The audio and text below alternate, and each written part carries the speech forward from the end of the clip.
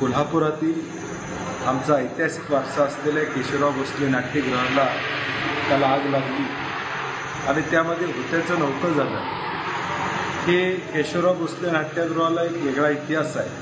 तो पुन्हा इतिहास उभा राहावा, चांगल्या पद्धतीनं नाट्यगृह पुन्हा उभा राहावं यासाठी कोल्हापूर काँग्रेसच्या वतीनं कोल्हापूर जिल्ह्याचे खासदार श्रीमंत छत्रपती शाहू महाराजजी, मी स्वतः, आमदार जयश्रीताई जाधव, आमदार ऋतुराज पाटील, आमदार जयंत आसगावकर यांच्या आमदार फंडातून, खासदार फंडातून आणि 5 कोटी रुपयेचा निधी त्या नव्यानं उभं होणाऱ्या किंवा नाट्यगृहातला नूतनीकरणासाठी देण्याची भूमिका घेतलेली आहे. जिल्हाधिकाऱ्यांना आजच आम्ही पत्र दिलेलं आहे. एबीपी माझा, उघडा डोळे बघा नीट.